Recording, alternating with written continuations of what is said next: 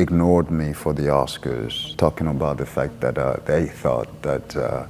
Every black show creates this network. Once this is built on our backs, they've been intimidated the most, exploited the most, paid far less than their white counterparts, typecasted into criminals, maids, grueling and comic relief roles, and deliberately kept away from the Hollywood spotlight no matter how brightly their talent shined. For many black actors, racism in Hollywood was not just a quiet struggle, it was an unrelenting wall, a system designed to remind them that they were outsiders in an industry saturated by whites. Black people get to play the lead is literally where there is no white competition. While some were banned from attending their own awards ceremonies, others were forced to take humiliating roles just to survive. For some, they were blacklisted entirely for daring to speak against injustice. White people want to see white people on screen, so how can we put more of them into a black movie? Even today, with all the progress that has been made, many black stars continue to battle the same old demons: underpayment, being overlooked for leading roles, and being celebrated only when playing stereotypes. Yet, against all odds, they endured. They broke barriers, shattered ceilings, and became living proof that excellence can thrive even in the face of prejudice. Their stories are not just about fame,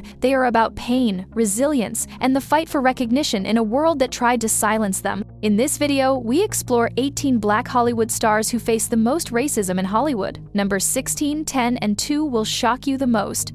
Starting with number 18, Djimon Hounsou. Systemic racism don't change like that anytime soon. I mean, I'm still struggling trying to make a living. Hounsou's rise in Hollywood should have been a story of pure triumph. From escaping Benin to becoming a global star with unforgettable performances in Amistad, Gladiator, and Blood Diamond, his journey is the kind that inspires. But behind the camera, the reality has been far darker. According to Hounsou, Hollywood never truly welcomed him. In a revealing conversation with CNN, he narrated how the industry repeatedly tried to keep him in a box, offering him roles that reduced him to stereotypes, rather than honoring his range as an actor. He recalled how, even after Academy Award nominations, he was still struggling to be taken seriously, still fighting to be paid what he deserved. One moment that stayed with him was during salary negotiations for a blockbuster film. He recalled sitting in disbelief as he was offered a paycheck so low it felt like an insult, especially when he later learned that actors with far less experience but with lighter skin were being paid 10 times more. That humiliation cut deep, reminding him that no amount of talent could shield him from Hollywood's racial bias. For Hounsou, racism in Hollywood wasn't just about lost opportunities, it was about dignity stolen, recognition denied, and respect that always seemed just out of reach. Number 17, Eddie Griffin. me and Malcolm got to tweak the script, but we ain't getting the writing credit.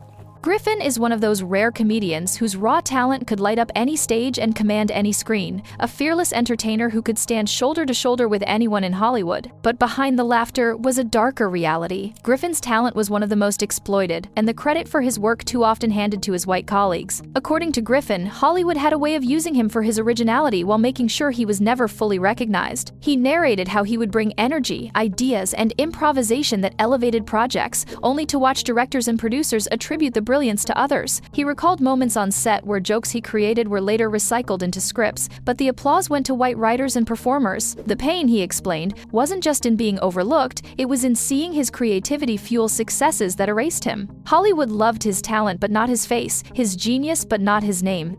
Number 16, Hattie McDaniel.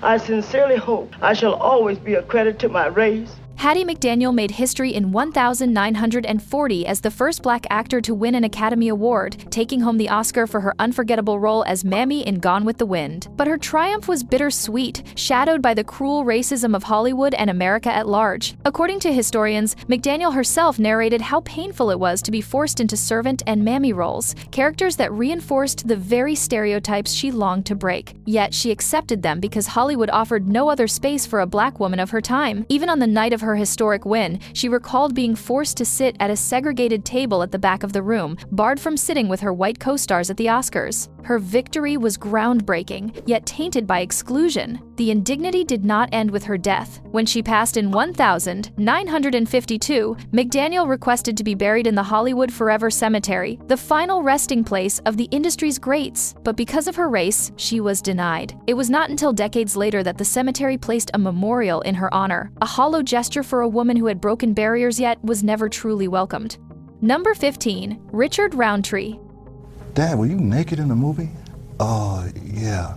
Richard Roundtree is remembered as the trailblazing star of Shaft, a role that made him an icon of the 1970s blaxploitation era. To the public, he was bold, magnetic, and unapologetically cool. But behind the fame, Roundtree carried a heavy burden. Hollywood often pushed him into roles that were deeply demeaning, roles that reduced him to stereotypes rather than respecting his talent. Roundtree revealed that those choices came at a personal cost. He recalled with pain the moment his young daughter came home from school in tears after classmates taunted her, saying they had seen her father in one of his films. What was meant to be his big break had turned into a humiliation that extended beyond him, wounding his own family. It's the first thing I have seen that is so true to us as a people. He narrated how Hollywood seemed to revel in exploiting black actors for shock value, for roles that exaggerated or danger, while denying them the chance to play layered, dignified characters. Number 14, Denzel Washington. I don't, the system is rigged, but why, all the more reason not to help it. Denzel Washington is one of the greatest actors of his generation. His name alone carries weight, his presence commands respect, yet even Denzel was not immune to the sting of Hollywood's racism. According to Washington, early in his career he recalled how difficult it was to land meaningful roles that went beyond stereotypes. Scripts sent his way often tried to confine him to criminals, addicts, or background characters, roles designed to keep black actors on the margins. He narrated how he had to fight tooth and nail to play complex men of principle, like Malcolm X, because Hollywood doubted that audiences would embrace a serious black lead. He also recalled moments of being paid significantly less than white co-stars, despite carrying films on his shoulders. For him, the challenge was not just breaking in, it was staying in, without being reduced to cliches. Yet Washington refused to bend. He turned every rejection into fuel and every insult into fire to get to his present height. Number 13, John Boyega. Black actor and switch him, babe. Switch it, yeah. You don't do it with white actors. You don't do it. John Boyega burst into global stardom as Finn in Star Wars, The Force Awakens becoming a symbol of hope for a new generation of fans. A young black man leading one of the biggest franchises in cinematic history should have been a story of celebration, but for Boyega, it quickly turned into a painful lesson on how racism still thrives in Hollywood. According to Boyega, he recalled how his character was heavily promoted in trailers, only for his role to be sidelined in later films. He narrated how the studio diminished Finn's importance while his white co-stars were elevated, despite fans embracing him from the start. The message was clear. Hollywood wanted his face for diversity, but not his presence as a true hero. He also recalled the backlash he faced online, where racist fans attacked him relentlessly simply for existing in a galaxy far, far away. Instead of protection, he often felt abandoned by the very system he worked for. Boyega later spoke with raw emotion about how he poured his heart into the role, only to realize his talent had been undervalued. Number 12, Monique. If they got this, why am I getting this? Then you start putting the pieces together. Monique's talent is undeniable. From her comedic brilliance on stage to her gut-wrenching, Oscar-winning performance in Precious, she proved herself as one of the most versatile actresses of her generation. But her success came with a heavy price, one that revealed just how deeply racism and bias run in Hollywood. According to Monique, she recalled how after winning the Academy Award, instead of doors opening wide, they slammed shut. She narrated how she was labeled difficult and blackballed, not because of a lack of talent, but because she refused to be exploited. When she declined to work for free on promotional campaigns that white actresses were being paid for, the industry turned its back on her. She also recalled the sting of betrayal when colleagues she trusted sided with studios rather than standing up for her. What should have been her golden era became a lonely fight for dignity. She was celebrated publicly, yet punished privately, applauded on stage, but erased behind the scenes. For Monique, she is proof that racism in the industry isn't just loud, it's silent, punishing, and devastating. Number 11, Morgan Freeman. He's one of America's finest black actors. That narrows you. Freeman came into Hollywood bearing revolution, yet even for an actor of his caliber, racism in the industry was a shadow he could never fully escape. He narrated how he had to endure years of typecasting before anyone would allow him to play characters with depth and dignity. He remembered sitting in auditions where casting directors dismissed him outright, not because of his talent, but because they couldn't imagine a black man carrying the weight of a leading role. Even when he became a household name, Freeman recalled moments of frustration, being praised for his talent, yet watching his contributions downplayed in the press. He spoke about the industry's subtle but persistent profiling, where Hollywood was eager to use his authority on screen but reluctant to treat him with the same authority off it. For Freeman, racism wasn't just an obstacle, it was a constant reminder of how hard a black man had to fight just to be seen as equal. Number 10. Dorothy Dandridge. I just want to do good pictures. Dorothy Dandridge was the very definition of beauty, grace, and talent. She broke barriers as the first black woman to be nominated for an Academy Award for Best Actress with her unforgettable role in Carmen Jones. For a brief moment, Hollywood seemed ready to embrace her brilliance. But behind the glamour, Dorothy's life told a much darker story, one shaped by racism, exploitation, and heartbreak. According to accounts of her life, Dandridge recalled being shut out of the industry. She was praised as a star, yet denied the roles and opportunities that her white peers enjoyed with ease. Studios adored her face for posters but refused to give her the leading parts that could have made her a household name. She narrated how humiliating it felt to be celebrated in public while still being barred from luxury hotels and restaurants because of the color of her skin. By the time she died in 1965, Dandridge had been reduced to scraps of work, struggling financially, and battling despair. She passed away from a overdose with little or no money to her name, a tragic ending for a woman who once stood at the edge of greatness. Number 9. Harry Belafonte. The Waldorf Astoria, which was tenacious in its racial discrimination. Harry Belafonte was more than just a singer and actor, he was a cultural force. With his velvet voice and powerful presence, he became one of the first black performers to achieve mainstream stardom in America. But behind the applause, Belafonte carried the scars of an industry and a country that sought to limit him because of his race. According to Belafonte, he recalled the sting of racism most when success could not shield him. He narrated how, even at the height of his fame, he and other black performers were barred from singing in certain clubs, theaters, and hotels simply because they were not white.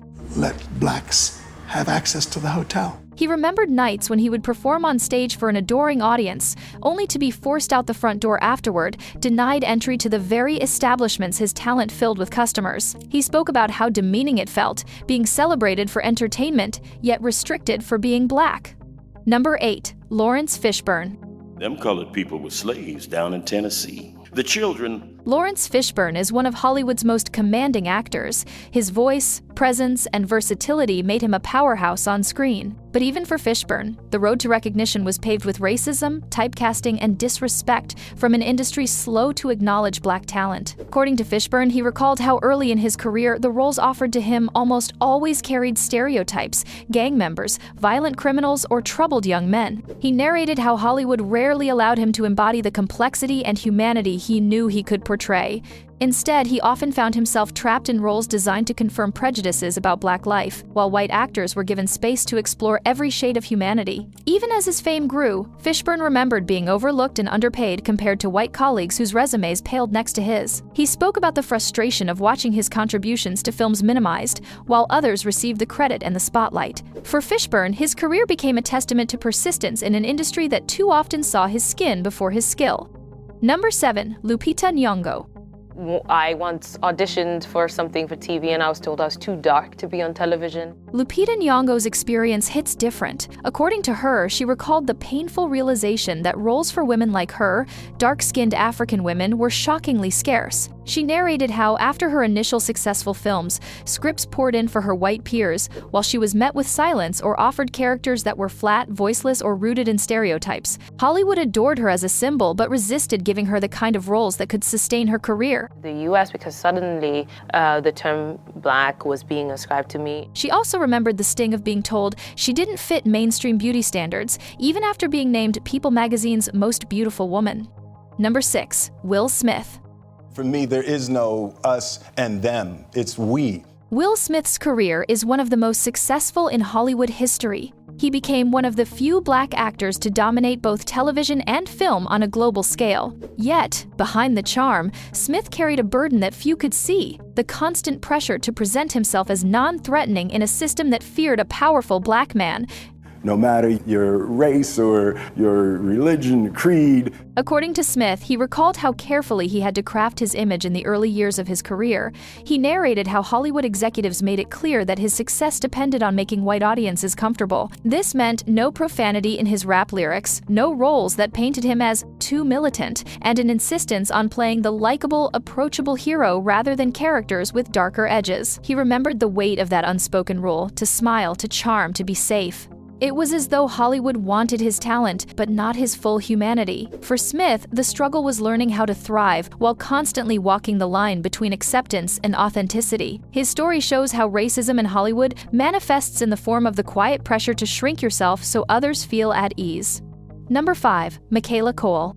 So knowing that sort of makes me a bit unfazed. Michaela Coel is one of the most fearless storytellers of her generation. With her groundbreaking work in chewing gum and the Emmy-winning I May Destroy You, she shattered conventions, proving that Black women's stories can be bold, complex, and unapologetically raw. Yet even as her genius earned worldwide recognition, Coel spoke openly about how deeply racism and exploitation run through the entertainment industry. According to Coel, she recalled sitting in boardrooms where executives tried to strip her of ownership of her own work. She narrated how, despite pouring her life experiences into I May Destroy You, networks attempted to buy her script outright, leaving her without creative control or rights, a fate that rarely awaits white counterparts. Coel also recalled how isolating it was to be one of the few dark-skinned Black women in such spaces, often treated as a token rather than a creator of brilliance. For her, the racism wasn't only in being denied roles, it was in being denied autonomy, recognition, and respect.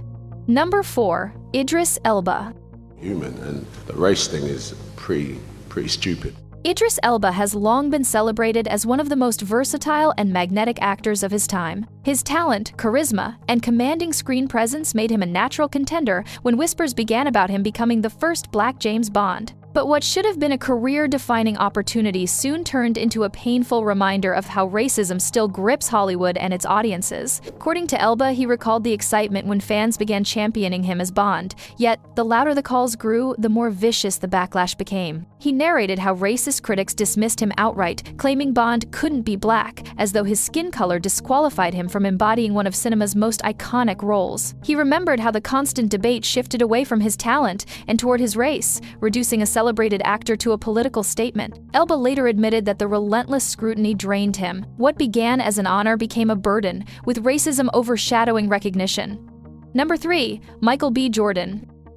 We've dealt with discrimination at every turn. Can you help fund Black brands? Jordan has revealed that early in his career, he was being offered roles written only for Black best friends, gang members, or troubled kids. He narrated how casting directors often couldn't imagine him outside of stereotypes, as though his skin color automatically defined his character. He remembered how exhausting it was to watch scripts meant for white actors explore humanity in all its depth, while his options were confined to cliches. One turning point came when Jordan boldly instructed his agent to submit him for roles written for white men. He refused to let Hollywood dictate the limits of his career. Still, he has spoken about the ongoing struggle, how even at his level, he feels pressure to prove that Black-led films can succeed globally, a pressure his white counterparts rarely face.